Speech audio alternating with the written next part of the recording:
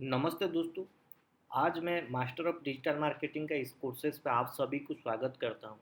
जैसे कि हम पिछले वीडियो में बात किए थे कि इंट्रोडक्शन ऑफ डिजिटल मार्केटिंग के बारे में, क्यों डिजिटल मार्केटिंग करना है, क्यों मतलब डिजिटल मार्केटिंग में बेनिफिट्स क्या है और कौन से चीज़ के लिए आप डिजिटल मार्केटिंग करोगे, ये सारे हम प्रीवियस कोर्सेज में कवर किए थे।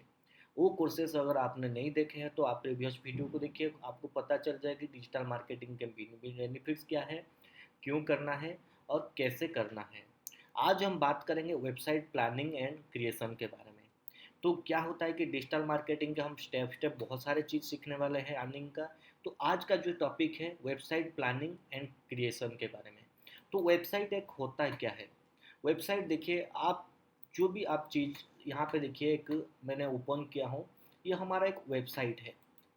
मतलब अगर कोई भी आप हमें ढूंढना चाहता है, हमारे बारे में जानना चाहता है, तो क्या करना है कि उसको सर्चेस करना होता है एक डोमेन नेम का। जो कि हम एक डोमेन नेम पहला होता है कि जैसे यहाँ पे देखिए लिखा हुआ है bkgraphy.in करके। तो यहाँ पे कोई अगर bkgraphy.in करके वर्ल्ड में भी ढूंढेगा तो इसको ऐसे एक वेबसाइट ओपन होगा। इससे जो वेबसाइट होता है उसमें बहुत सारे कंटेंट होता है। वो कंटेंट के थ्रू हम लोगों के पास पहुंच सकते हैं और लोगों को हमारे बारे में बता सकते हैं।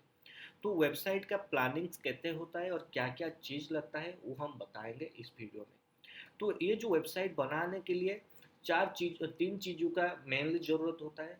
पहला चीज़ ज़रूरत होता है एक डोमेन का। डोमेन किसको बोलते हैं, ये जो एक नाम होता है, जैसे करके bkgraphy.in। जैसे और कोई वेबसाइट हो गया तो मैं यहाँ पे बोल देता हूँ फ्लिपकार्ट का। तो फ्लिपकार्ट, यहाँ पे मैं टाइप कर लेता हूँ फ्लिपकार्ट।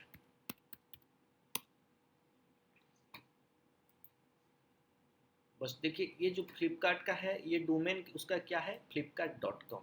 ऐसे करके डोमेन का बहुत सारे एक्सटेंशन होता है। वो एक्सटेंशन हो सकता है .in, .com, .org सारे।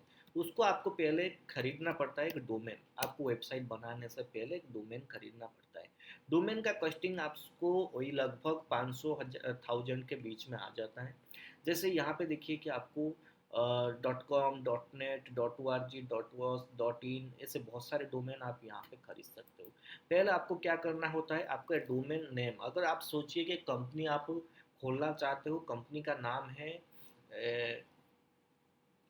bkgraphy। ओके, कंपनी का नाम है bkgraphy.in, आप लेना चाहते हो, यहाँ पे सर्च कर दीजिए। तो यहाँ पे आपको सर्च रिजल्ट आ जाएगा। यहाँ पे जस्ट जो भी ये है कैप्चा है उसको डाल देना है। उसके बाद सर्च पे क्लिक कर देना है। यहाँ पे देखिए bkgraphy.in इज ऑन अवेलेबल। इसका मतलब होता है कि bkgraphy.in अवेलेबल नहीं है, किसी ने इसको ले चुका है, जिस पे यूज कर चुके हैं। तो आप इसको यूज नहीं कर सकते। मतलब एक डोमेन, एक आदमी एक वेबसाइट बन सकता है, मतलब उसको अगर कोई खरीदना चाहे तो नहीं खरीद सकता है। मतलब ये ब्रांड जो एक होता है डोमेन, वो वर्ल्ड में एक आदमी सिर्फ यूज कर सकता है। तो आपको क्या करना पड़ेगा, आपका अगर ये बिजनेस है और ट्रेडमार्क लिए हुए हैं तो आपको अगर नेम चेंज करना है तो आप कर सकते हो। अगर नेम चेंज नहीं करना है तो आप यहाँ पे डोमेन चेंज कर सकते हो। जैसे अभी डॉट कॉम हो गया, डॉट नेट हो गया। यहाँ पे देखिए नीचे भी आपको सजेस्ट आ जाएगा कि डॉट नेट है। जैसे कि बहुत सारे चीज़ है। पर पहले आप इसको लेने से पहले आप कॉपीराइट चेक कर लीजिए, क्योंकि ये सारे जो भी कंपनी होता है, आप कंपनी नेम लेने से पहले अगर .com, किसी ने ले चुका है तो वो कंपनी रजिस्टर होगा, ट्रेडमार्क होगा, कॉपीराइट्स होगा उसका। और इसलिए आप वो नेम को छोड़ के कोई अलग नेम रखिए तो बेस्ट होगा, क्योंकि आपको मतलब उसका कॉपीराइट केस नहीं आएगा, क्योंकि आप एक ब्रांडिंग कर दोगे। उसके बाद अगर कॉपीराइट केस आता है तो आपको ये वेबसाइट रिमूव करना पड़ेगा। तो ये बहुत इशू हो जाता है, इसलिए आप कॉपीराइट चेक करके लेना। कॉपीराइट चेक कैसे करते हैं, क्या करते हैं, वो अलग वीडियो है, वो मैं आपको डिस्क्रिप्शन पे दे दूंगा, वो आप चेक कर सकते हो कॉपीराइट्स। उसके बाद ये तो डोमेन आप खरीद लिए सक्सेसफुली। डोमेन खरीदने के बाद आपको एक सर्वर खरीदना पड़ता है। सर्वर क्या होता है, सर्वर होता है कि एक होस्टिंग सर्वर जिसमें आप डाटा सारे रखते हो।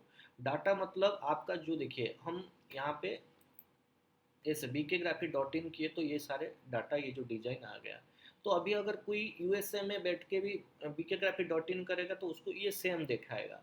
तो मतलब देखिए, आप अगर मोबाइल पे कोई डाटा रखते हो तो आप सिर्फ आपके मोबाइल में ही देख सकते हो। पर यहाँ पे जो चीज़ है, मतलब ये जो होस्टिंग सर्वर है, क्लाउड सर्वर, तो उसमें आप अगर कोई डाटा डालते हो तो उसको आप वारंट बेसिस में कोई भी किसी भी जगह बैठ के देख सकता है। तो ये होता है क्लाउड सर्वर, जो कि सर्वर में आपको बहुत सारे सर्वर का मतलब मिल जाता है। जैसे शेयर सर्वर से शुरू करके आपको वीपीएस डेडिकेटेड बहुत सारे सर्वर का ऑप्शन रहता है, प्राइस रहता है। तो सर्वर में आपको क्या क्या चीज़ देखना पड़ता है, सर्वर में आपको हमेशा जैसे कि यहाँ पे जो स्टोरेज है उसको आपको देखना पड़ता है कि क्या स्टोरेज आपको मिल रहा है। देखिए, होस्टिंग का स्टार्टिंग, अगर आप कोई एडवांस लेवल का ट्रैफिक ज़्यादा लेना चाहते हो, आप चाहते हो कि ट्रैफिक मेरा ज़्यादा आएगा, तो स्टार्टर वाला मत लीजिए। स्टार्टर वाला देखिए आपको 99-50 रुपीज़ में भी मिल रहा है।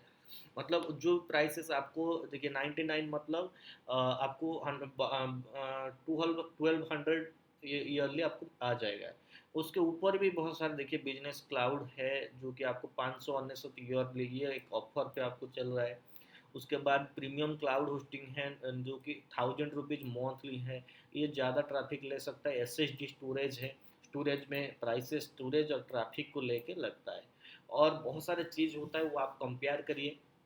जैसे कि मेन चीज़ होता है तो स्टोरेज, प्लेन स्टोरेज होता है, शेयर्ड होस्टिंग होता है। शेयर्ड होस्टिंग में क्या होता है, आपको एक होस्टिंग को 100 आदमी 400 आदमी चलाते हैं, और एक अगर साइड ये होता है कुछ प्रॉब्लम होता है तो दूसरे साइड पे इफेक्ट हो जाता है। पर क्लाउड और जो भी वीपीएस है डेडिकेटेड है, उसका एक डेडिकेटेड आईपी मिलता है जिसमें आपका साइट सर्वर प्रॉपरली सिक्योर रहता है। उसके बाद होस्टिंग में दिखा जाता है कि बैंडविड्थ कितना है, स्पीड कितना है, राम कितना है, ये सारे वगैरह आप चेक करिए। उसके साथ साथ आप ट्रस्ट लेवल देखिए। उसके आपको इसके लिए आपको क्या करना पड़ेगा, जो भी चार्ट सपोर्ट है उनसे बात करना पड़ेगा। यहाँ पे सारे जो भी कंपनी होते हैं उनका एक चार्ट सपोर्ट सिस्टम होता है, आप उस पर जाके उनको कांटेक्ट करके बात कर सकते हैं तो खरीदने से पहले। बस ये हो गया आपका होस्टिंग। डोमेन होस्टिंग कनेक्ट होने के बाद थर्ड जो चीज़ होता है उसका होता है डिजाइन। डिजाइन जो चीज़ है उसको आपको जो भी ये है, मतलब सीएमएस है, आपको अगर ब्लॉगिंग के लिए मैं अभी ये जो सिखा रहा हूँ और एफिलिएट मार्केटिंग के लिए सिखा रहा हूँ, तो मैं सजेस्ट करूँगा कि आपको इजी रहेगा कि आप वर्डप्रेस के थ्रू काम करें। अगर आप स्क्रैच से कर सकते हो, आप अगर डेवलपमेंट जानते हो तो कर सकते हो, पर आप इजीली आप वर्डप्रेस के थ्रू काम कर सकते हो। अगर थोड़ा प्रोफेशनल लुक देना है, मतलब देखिए आपको तो मैं अभी जो सिखाऊंगा आपको प्रॉपरली समझ आ जाएगा। आप उसको अगर आप अच्छे से ये करोगे, उस पर अच्छे से काम करोगे तो कर सकते हो। अगर आप उस पर टाइम नहीं दे सकते, नहीं कर सकते, तो आप किसी प्रोफेशनल को भी हायर कर सकते हो। पर मैं बेटर करूँगा कि आप इसको सीख रहे हो तो अच्छे से सीखिए और अच्छे से करिए। आप खुद जैसे सारे चीज़ कर सकते हो, किसी को हायर ना करना पड़े। तो उसके लिए क्या करना पड़ेगा, आपको एक वेबसाइट वर्डप्रेस के थ्रू बनाना होगा। बनाने के बाद वेबसाइट में आपको बहुत सारे कंटेंट करना होगा। तो जैसे मैं अभी एक ब्लॉगिंग साइट पे ले चलता हूँ आपको। ये देखिए, हम एक ब्लॉगिंग साइट में ओपन कर दिया। तो देखिए यहाँ पे जैसे एक वेबसाइट ये वर्डप्रेस के थ्रू बनाया गया है। देखिए यहाँ पे जो भी है, यहाँ पे गूगल का एड भी चल रहा है अभी, गूगल का पेमेंट भी आ रहा है इसमें। और ये सारे जो कंटेंट है, ये कंटेंट लिखा गया है। ये सारे बहुत सारे कंटेंट यहाँ पे लिखा गया है। वो कंटेंट में भी ट्रैफिक, बहुत सारे हैवी ट्रैफिक्स आते हैं। कैसे आते हैं, क्या करते हैं, कौन सा चीज़ होता है, वो सारे तो हम टॉपिक एक बाय एक क्लियर करेंगे, वन बाय वन। तो ये वेबसाइट का स्ट्रक्चर मैं बता रहा था, वेबसाइट कैसे क्या बनता है। वेबसाइट बनाने के बाद आपको इसमें ऐसे बहुत सारे कैटेगरी बनाना पड़ता है। ये ब्लॉगिंग वेबसाइट का मैं बात कर रहा हूँ, जैसे स्टोरी, बिजनेस, एंटरटेनमेंट, ये सारा हो गया। तो इसमें आप आपके जो भी कंटेंट है कंटेंट डाल सकते हो। कंटेंट को अच्छे से लिखना पड़ता है, कंटेंट में बहुत सारे चीज़ होता है, वो सारे मैं बताऊंगा आपको ब्लॉगिंग सेक्शन में। ब्लॉगिंग का जब हम बात करेंगे तो इसी सेक्शन में मैं आपको बताऊंगा कि कैसे कंटेंट लिखते हैं। और वेबसाइट क्रिएशन का भी जब आएगा टाइम, हम वेबसाइट के बारे में भी बता देंगे।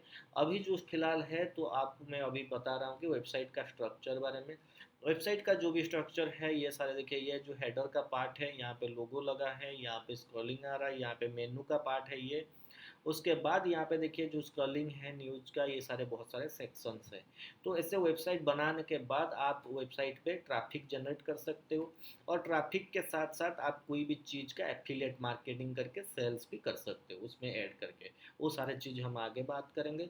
तो आज बस मैं वेबसाइट का स्ट्रक्चर समझा रहा था, बस आई होप आपको समझ में आ गया। अगर कोई डाउट है तो आप हमें पूछ सकते हैं। बहुत बहुत शुक्रिया।